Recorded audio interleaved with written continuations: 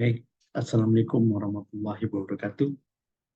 Hari ini kita akan membahas mengenai cara pembayaran. Jadi di pertemuan sebelumnya saya sudah pernah membahas bagaimana jenis-jenis pembayaran yang biasa digunakan dalam perdagangan internasional. Jadi pada intinya ada dua cara pembayaran, satu dengan LC, satu non LC. Kalau non LC yang kemarin kita sudah bahas ada beberapa jenis ya, seperti open account, advance payment, ya, COD, CAD, consignment. Jadi ada beberapa cara pembayaran yang itu semua kita golongkan dalam non LC. Jadi di mana dalam hal ini pihak bank tidak terkait langsung dalam cara pembayaran ini. Nah, satu lagi cara pembayaran dengan LC. Nah, cara pembayaran dengan LC ini juga di sini bedanya bahwa bank terlibat langsung dalam pelaksanaan perdagangan internasional, khususnya yang berkaitan dengan pembayaran dengan LC.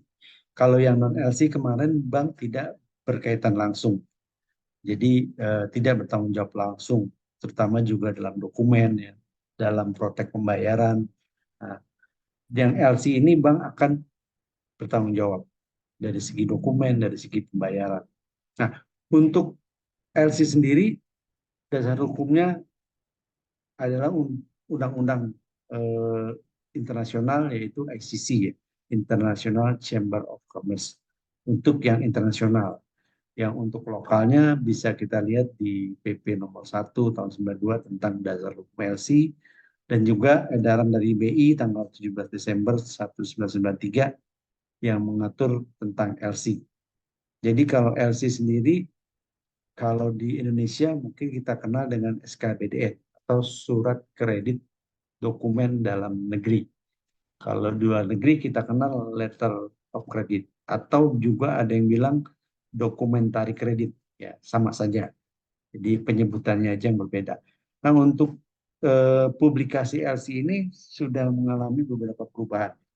Ada revisi ya dari mulai nomor 82 tahun 93 sampai yang terakhir yang saat ini adalah 600 ya, versi 600 yang dilibatkan oleh ICC. Nah, ini yang dipakai saat ini.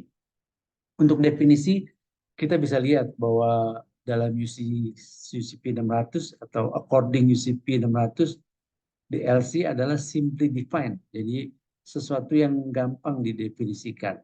Is written instrument adalah sebuah instrumen yang ditulis, yang diterbitkan oleh bank atas permintaan customer. Jadi dalam hal ini bank akan bertindak setelah ada request daripada customer, ya, atau buyer. Jadi yang membuka LC adalah importir. Jadi dalam hal ini eksportir hanya tinggal menerima LC-nya. Kalau yang membuat LC adalah importir atau kita bilang opening LC, open LC. Jadi yang melakukan adalah importir. Dan bank yang bukanya namanya opening bank. Opening bank. Jadi dia yang membuka LC. Nanti kita lihat mekanismenya ya.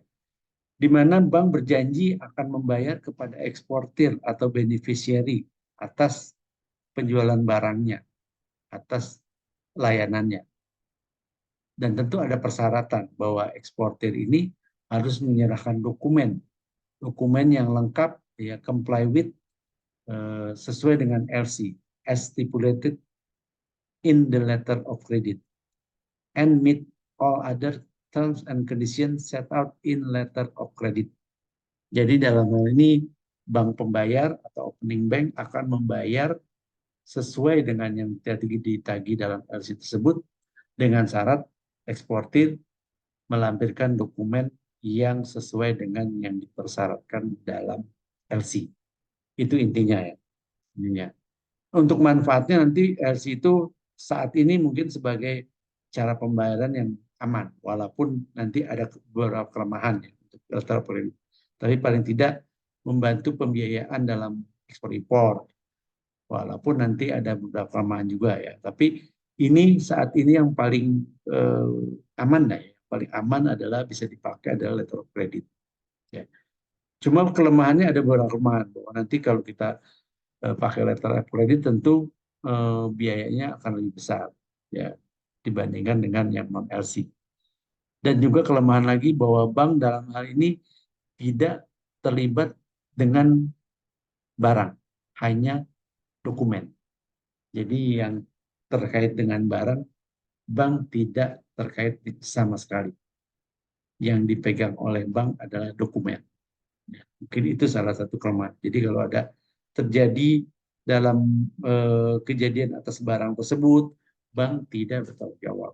Yang penting bahwa dokumen sesuai dengan LC dan bank akan membayar. Itu yang jadi landasan LC.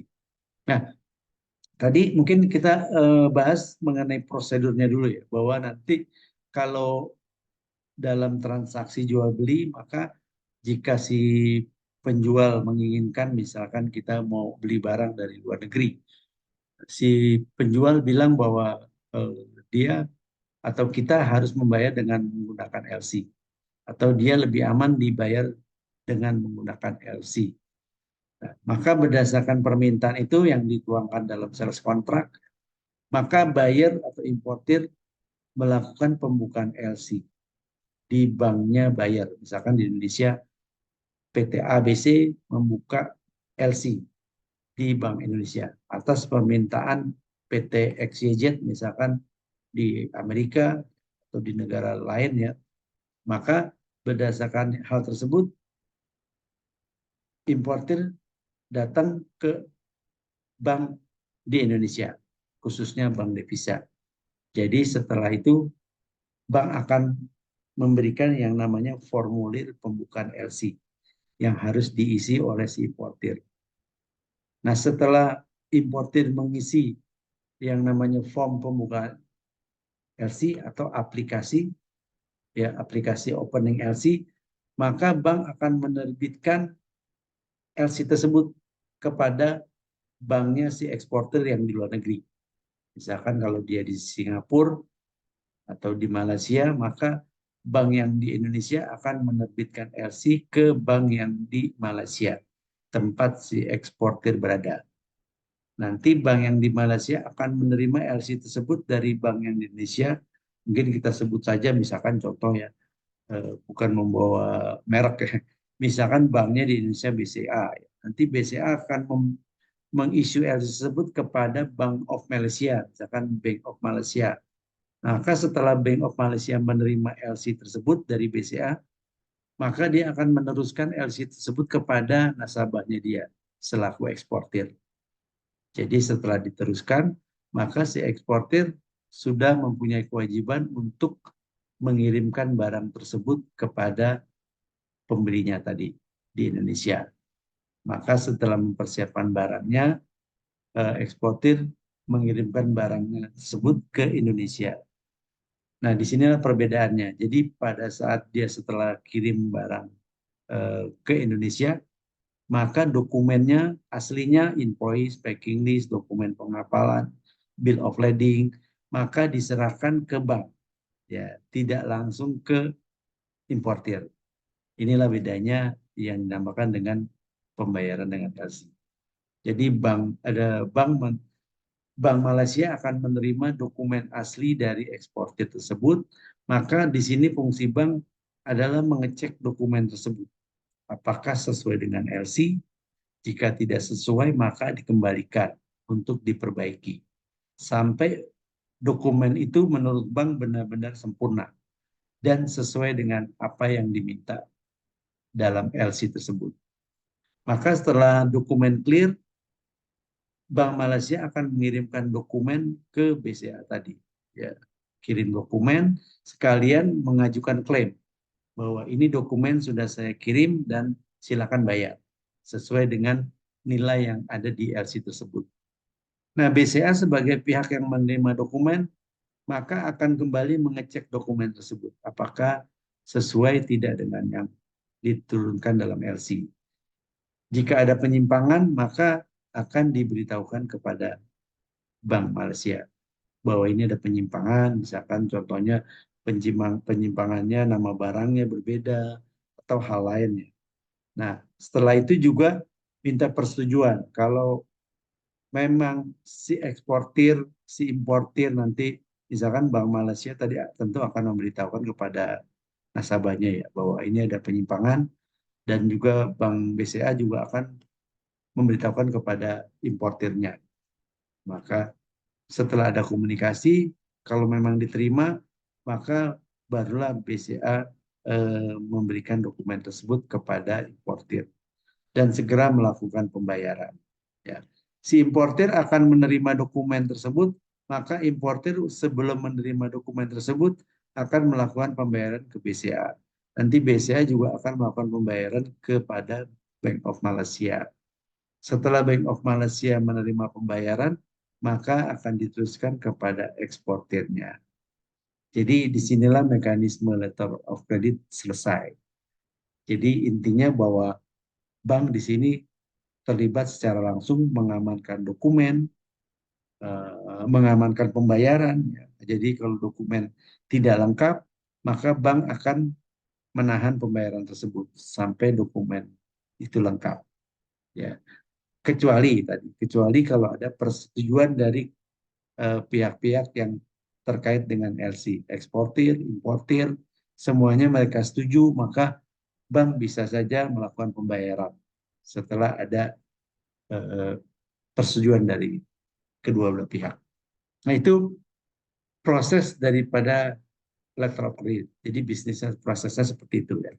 Nanti ada beberapa jenis-jenis LC yang akan kita bahas di pertemuan ke depan. Jadi ini hanya saya sampai di sini dulu. Jadi ini adalah pihak-pihak yang terkait dengan LC. Jadi nanti ada eksportir, ada importir, ada tadi opening bank atau issuing bank. Jadi bank yang membuka LC. Jadi contohnya tadi BCA. BCA yang membuka LC, maka BCA dikatakan issuing bank atau opening bank. Terus Bank Malaysia yang menerima LC maka dinamakan advising bank. Ya, bank yang meneruskan LC. Reimbursing bank ini bank yang melakukan pembayaran. Ya, yang membayarkan LC tersebut. Kalau confirming bank, bank yang melakukan konfirmasi jika memang LC tersebut perlu dikonfirmasi kembali.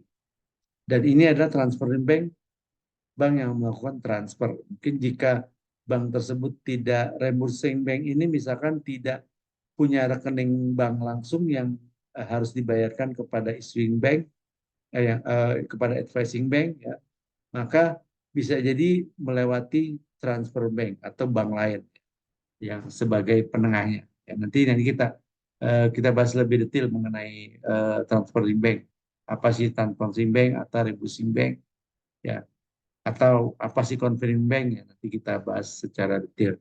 Nah, ini eksportir importir saya rasa sudah tahu ya. Jadi ini adalah pihak-pihak yang terkait dengan langsung dengan LC. Kalau yang tidak terkait ya bisa jadi kelembagaan pemerintah, kelembagaan perizinan lain yang memang tidak terkait langsung dengan LC tersebut. Oke, jadi ini terakhir bahwa bentuk-bentuk LC ada 3, ada mail, ada telex, ada SWIFT. Kalau mail ini bentuknya surat, ya. Nanti contohnya ada di materi, mail ini bentuknya surat. Telex ini berbentuk telex, ya. Jadi ada namanya mesin telex yang akan meneruskan pesan dalam bentuk telex. Nah, yang lebih canggih sekarang adalah SWIFT. SWIFT ini adalah yang lebih canggih karena pesan tersebut sudah langsung diberikan kode-kode yang eh, absah ya. Nah, jadi kalau yang telex tadi kodenya perlu dikonfirmasikan dulu. Ya, kalau benar maka diterima, tapi kalau belum benar maka diulang. Nah, kalau yang SWIFT tidak perlu lagi. Begitu bank penerima menerima pesan LC melalui SWIFT, maka tidak perlu mengecek lagi apakah LC tersebut sah atau tidak, benar atau tidak. Itu perbedaannya. Maka yang dipakai sekarang kebanyakan adalah SWIFT. Ya, sudah jarang digunakan telex, apalagi mail ya, sudah jarang digunakan. Telex mungkin ada beberapa bank masih menggunakan ya, bank-bank konvensional. Tapi kalau bank-bank yang besar, mereka sudah tidak pakai lagi, sudah ketinggalan zaman. Ya, saya rasa itu dulu dari saya. Jadi kita sampai ke terakhir adalah bentuk-bentuk letter of credit. Jadi saya sudah bahas bagaimana prosesnya, bisnis prosesnya terjadinya LC, bagaimana mekanismenya dan bagaimana bentuknya, terus pihak-pihak yang terlibat bagaimana. Nanti di pertemuan selanjutnya kita bahas lebih detail mengenai jenis-jenis LC itu sendiri dan bagaimana biaya-biayanya atau ada biaya-biaya apa sih kalau kita buka LC. Ya. Contohnya bagaimana sih form pembukaan LC, nanti kita bisa dalami lebih lanjut. Saya rasa itu dari saya sementara ini. Semoga bermanfaat. Saya ucapkan Assalamualaikum warahmatullahi wabarakatuh. Ya.